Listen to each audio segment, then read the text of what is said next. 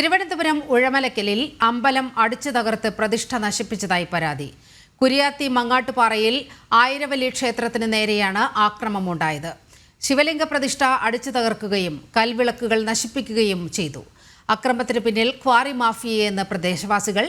അക്രമത്തിൽ പ്രതിഷേധിച്ച് ഉഴമലക്കൽ പഞ്ചായത്തിൽ ഹിന്ദു ഐക്യവേദിയുടെ നേതൃത്വത്തിൽ ഹർത്താൽ സംഘടിപ്പിച്ചു. കഴിഞ്ഞ ദിവസം രാത്രിയാണ് ക്ഷേത്രത്തിന് നേരെ അക്രമമുണ്ടായത്. രാത്രിയുടെ മറവിലെത്തിയ അക്രമസംഘം ക്ഷേത്രം അടിച്ചു തകർക്കുകയും ശിവലിംഗ പ്രതിഷ്ഠയും കൽവിളക്കുകളും നശിപ്പിക്കുകയും ചെയ്തു.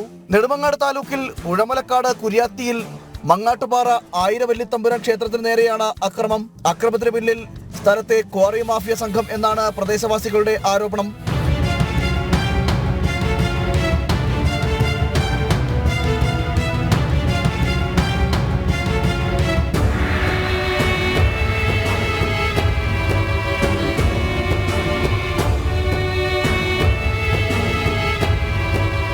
സാമൂഹ്യവിരുദ്ധരാണ് നമുക്കിതിനെ പറയാൻ കഴിയില്ല. കാരണം ഇത് കാലങ്ങളായുള്ള വിശ്വാസത്തിന്റെ ഭാഗമായി ഉള്ളൊരു അമ്പലമാണ്. ഇത് നൂറുകണക്കിന് പേരാണ് ഇവിടെ പൊങ്കാല ഉൾപ്പെടെയുള്ള കാര്യങ്ങൾ നടത്തുന്നത്. പക്ഷേ ഇത് നശിപ്പിക്കുക എന്ന ലക്ഷ്യം ഇവിടെ ഉള്ള സാമൂഹ്യ വിരുദ്ധർക്ക് പോലുമില്ല.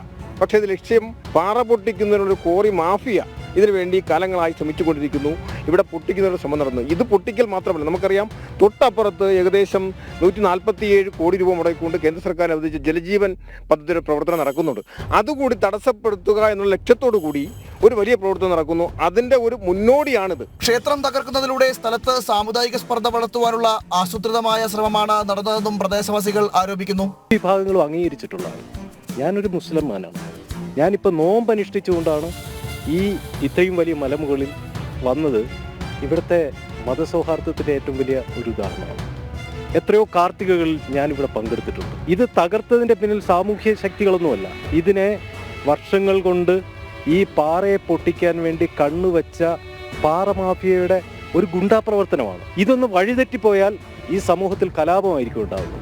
സംഭവത്തിൽ ആര്യനാട് പോലീസിൽ പരാതിപ്പെട്ടിട്ടും യാതൊരു നടപടിയും ഉണ്ടായില്ലെന്നും പ്രദേശവാസികൾ പരാതിപ്പെടുന്നു. ഇതിനു മുമ്പും പലതവണ ക്ഷേത്രത്തിനു നേരെ അക്രമമുണ്ടായിട്ടുണ്ട്. എന്നാൽ കുറ്റക്കാരെ സംരക്ഷിക്കുന്ന നടപടിയാണ് പോലീസ് സ്വീകരിച്ചതെന്നും പ്രദേശവാസികൾ ആരോപിക്കുന്നു. ജനം, തിരുവനന്തപുരം.